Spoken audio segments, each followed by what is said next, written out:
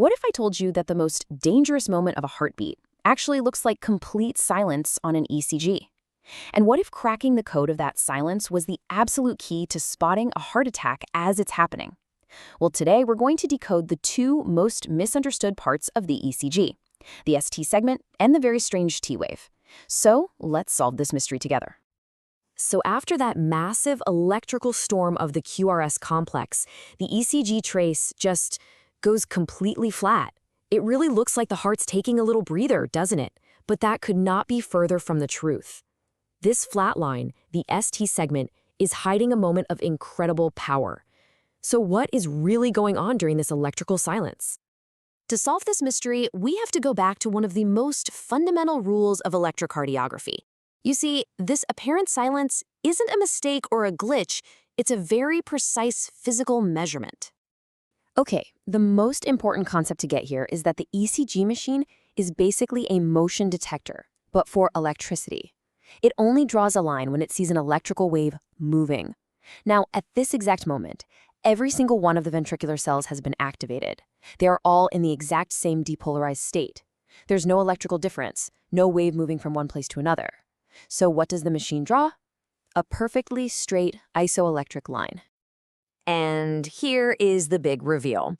This moment of electrical quiet lines up perfectly with the moment of maximum mechanical work. So while the ECG is drawing a boring flat line, the ventricles are actually contracting with everything they've got, pushing blood out to the lungs and the entire body. So remember this, electrical silence here means peak performance. Okay, so the ventricles have contracted. Awesome. Now they need to relax and recharge for the next beat. We call this repolarization. And this is where things get really fascinating. And for a lot of students, honestly, a little bit confusing. It's where logic seems to completely break down. Let's just think this through for a second. The activation wave, the QRS complex, was a huge positive deflection, right? It pointed up. So logically, the recovery wave, the process where the cells go back to their negative resting state, that should be a negative deflection. It should point downwards. But look at any healthy ECG. The T wave is positive. Why? How can activation and recovery both point up? The answer to this paradox is actually this really elegant concept that once you see it, it just clicks and makes perfect sense.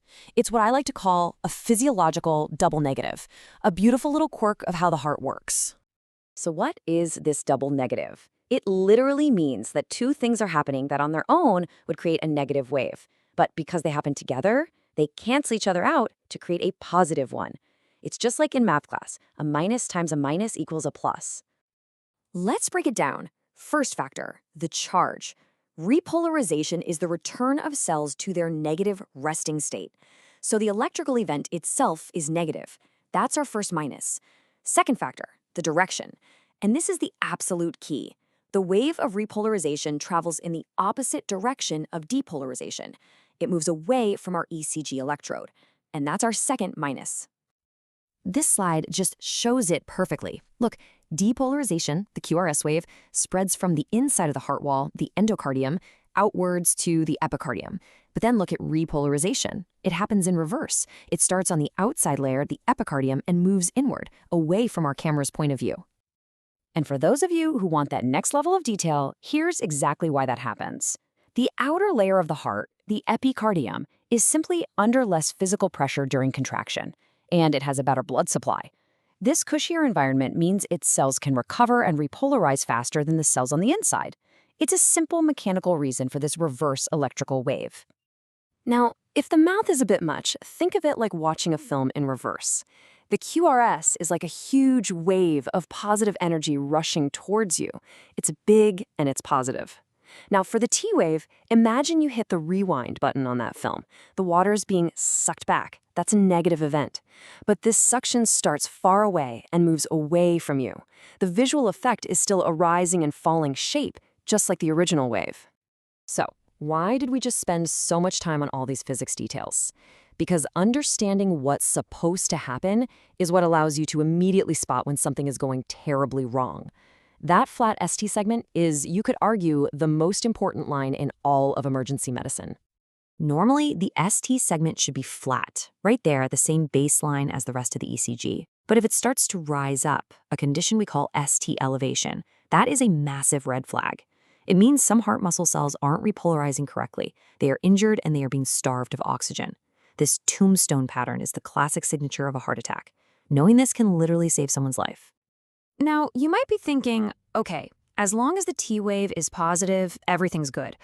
But that's not the whole story. What a lot of people don't realize is that the shape of that positive wave contains some absolutely critical information.